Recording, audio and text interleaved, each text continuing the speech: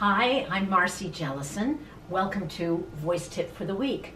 This week we're going to talk about vocalizing, how to vocalize, and what we want to accomplish when we're vocalizing. Vocalizing is about making vocal sounds throughout your vocal range. And we want to do that with as much ease so that we can develop the range, and then we use all those pitches that we can sing in order to sing a tune, which is made up of a bunch of pitches that go up and down and all over the scale. So one of the ways that I like to start with my students when they're vocalizing is to learn to sing individual pitches accurately, and also to learn to sing by what your ear hears and what your heart understands. That's combining the magic of making music with the mechanics. People tend to think, well, I've heard that pitch, and I use my brain to sort of say I must manipulate my throat in order to create a pitch. That really, I think, gets in the way of the authentic, free voice, and we tend to get into trouble that way. So when I begin with my students to learn pitches, I start with various arbitrary pitches on the piano in their range. For men, it's down here. For women, it's here. Those are the main octaves for men and for women. And you'll see my students demonstrate that a little later in this video. To start with, working on individual pitches. I'll play a pitch, and I ask the student to relax as they listen. You'll notice that no one's taking a big gulp of air to jump in. No, just listen quietly. And as you listen, you release the belly, which allows the diaphragm to lower. When you're about to sing, I ask people to place their finger on the little space above the teeth ridge and just below the nose. If you press that indentation, you're going to feel a place where the pitches will vibrate. So we start to feel the resonance of the voice vibrating in a forward position. The belly is relaxed, and we're going to feel a sense of vibration. So we'll play a pitch, and we ask the person to sing the pitch. You'll see that in a moment. I start with a pitch up here, then I'll go lower than that. And another pitch.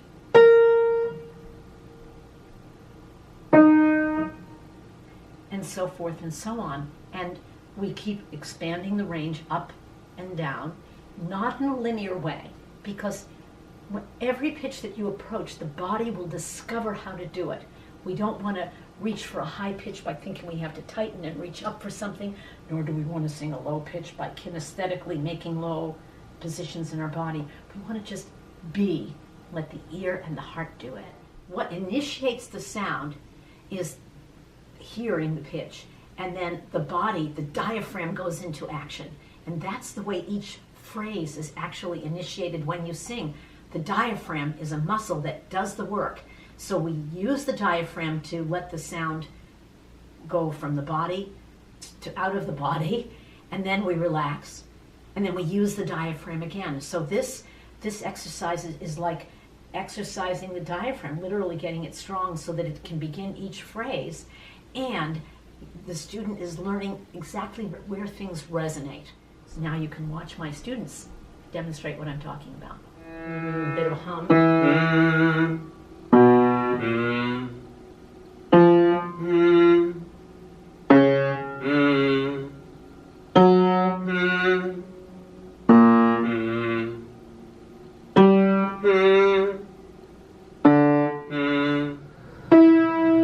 And then, good. And then when you relax and you listen.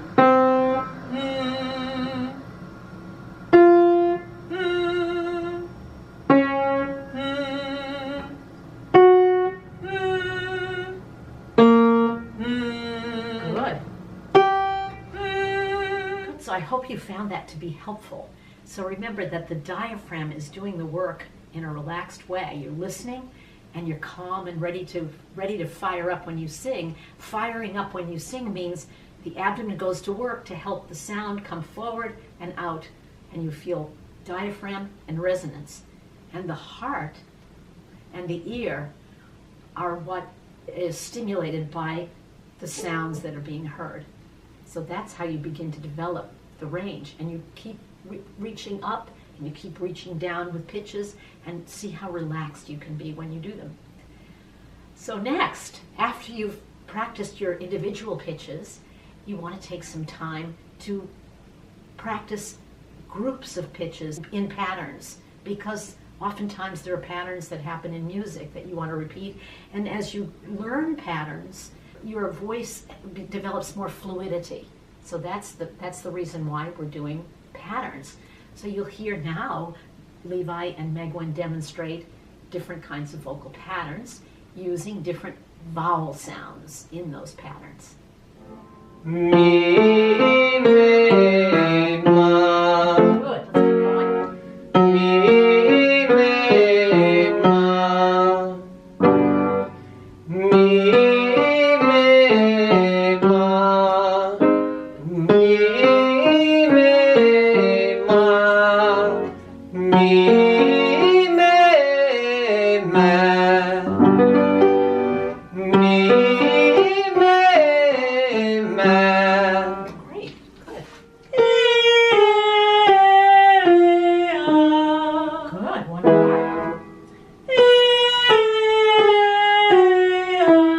And one more.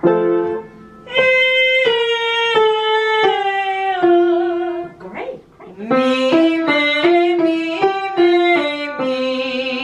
Me, me, me, me, me. Good, once again. Me, me, me, me, me. Nice. So that's what it's like to practice patterns, and to do it in a way that's relaxed without the big gulp of air, and to experiment to see how your voice is working up and down the scale with ease. And you can play with this. You don't have to do the same pattern every time. If you're so inclined, you can invent your own patterns. Why not? And be curious. Remain curious as your voice is growing. Then you're ready to sing a piece of music. Your voice is warmed up. So that's Voice Tip for the Week. Please visit me at marcyjellisonvoice.com, where I'll write a little bit more about this. And I look forward to seeing you next time.